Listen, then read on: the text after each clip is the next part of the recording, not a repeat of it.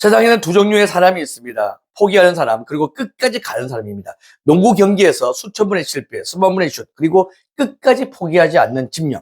단순히 농구를 잘 하는 선수가 아니라 자신의 가능성을 끝까지 증명해낸 사람입니다. 재능이 아니라 집념으로 세계를 바꾼 한 남자의 이야기를 들려드리고자 합니다.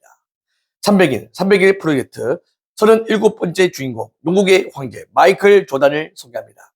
1964년 미국 뉴욕 브루클린에서 태어난 마이클 조단은 노스캐롤라이나에서 성장했습니다. 평범한 가정, 평범한 환경 속에서 그다지 특별할 거 없는 어린 시절을 보냈지만 단 하나 그를 다르게 만든 것이 있습니다. 그거는 바로 지구는 견디지 못하는 성격이었습니다. 단 한 번의 실패도 쉽게 넘기지 않았고 단 한 번의 좌절도 가볍게 흘려보내지 않았습니다. 그는 고등학교 시절 주전 선수팀에서 탈락을 당하는 그런 아주 슬픈 일이 있었습니다. 고등학교 농구팀 탈락은 단순한 실패가 아니라 스스로에게 대한 질문이자 자존심이 무너진 사건이었습니다. 그리고 바로 그날부터 그는 완전히 달라졌습니다. 그는 매일같이 농구장을 찾았습니다. 아침에도, 학교가 끝난 뒤에도, 해가 진 이후에도 농구 코트를 향해서 갔습니다. 공을 잡고 슛을 던졌습니다. 다시 던졌습니다. 그리고 또 던졌습니다. 수백 번, 수천 번을 연습했습니다. 팔이 아파도 멈추지 않았고 다리가 무거워도 멈추지 않았습니다. 다른 사람들이 집으로 돌아갈 때도 그는 코트에 남아있었고 체육관에 불이 꺼질 때까지 혼자 연습을 그리고 반복을 했습니다. 그에게 연습은 선택이 아니었습니다. 일상도 아니었고 집착에 가까운 반복이었습니다. 그는 스스로에게 약속을 했습니다. 다시는 같은 일로 무너지지 않겠다고, 다시는 준비되지 않은 상태로 기회를 맞이하지 않겠다고 말이죠. 그리고 그 약속을 하루하루 지켜나가기 시작했습니다. 시간이 흐르면서 그는 조금씩 달라졌습니다. 몸이 바뀌고 움직임이 바뀌고 경기를 바라보는 시선이 바뀌었습니다.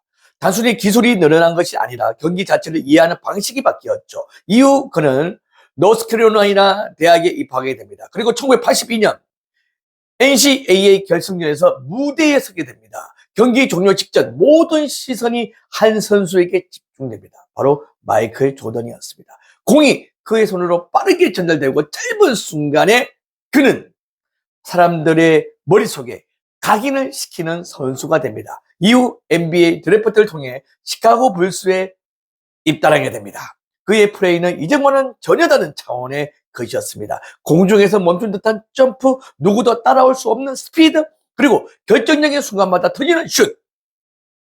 사람들은 공기를 가르는 조단이라서 에어 조단이라고 부르기 시작했습니다.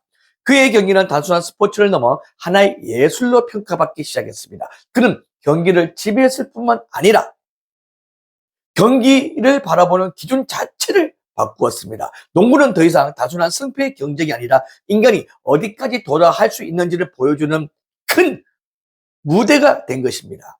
그러나 그의 길이 처음부터 순탄했던 것은 결코 아니었습니다. 플레이오프에 탈락했고 강팀 앞에서 좌절을 겪었고 중요한 순간에 실패를 경험했습니다. 수많은 비판이 이어졌고 의심의 시선도 따라 붙었습니다. 하지만 그는 멈추지 않았습니다. 오히려 그 모든 실패를 하나씩 쌓아 올라갔습니다. 실패를 피하려 하지 않았고 실패를 통해 자신을 더 단단하게 만들었던 거죠. 그는 말했습니다. 저는 9,000번 이상의 슛을 놓쳤고 300번 이상의 경기에서 패배했습니다. 26번 결정적인 마지막 슛을 맡았고 그마저도 실패했습니다. 그래서 제가 성공할 수 있었던 것입니다. 실패는 그를 무너뜨리지 못했습니다. 오히려 그를 완성시켰습니다. 결국 그는 정상에 오릅니다. NBA 6번 우승, 파이널 MVP 6회. 단순한 숫자가 아닙니다. 중요한 순간마다 결과를 만들어내는 선수만이 가질 수 있는 대단한 기록이었습니다. 그는 경기의 흐름을 읽었고 가장 필요한 순간에 가장 정확한 선택을 했습니다. 그래서 사람들은 그를 농구의 황제, 농구의 신이라고 부르게 된 것입니다. 그러나 마이클 조던의 영향력은 농구 코트 안에서만 끝나지 않았습니다. 그는 농구를 넘어 문화 전체에 영향을 미친 인물이 되었습니다. 코트 위에서의 플레이가 전 세계 사람들을 시선을 사로잡았고 코트 밖에서는 새로운 문화를 만들어냈습니다.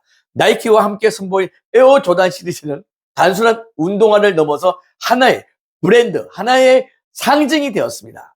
사람들은 더 이상 신발을 기능으로 보지 않았죠. 자신을 표현하는 방식으로 받아들이기 시작했습니다.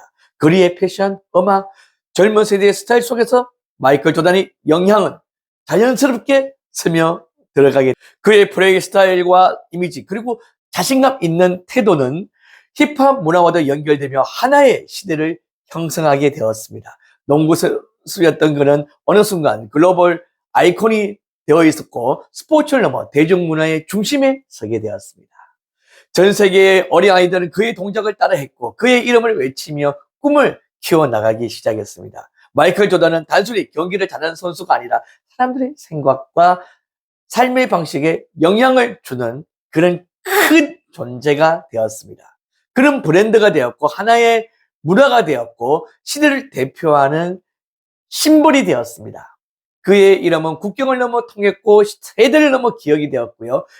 이는 단순한 기록이나 성적만으로는 설명할 수 없는 큰 영향력이 되었습니다. 하지만 그 모든 시작은 단 하나였습니다.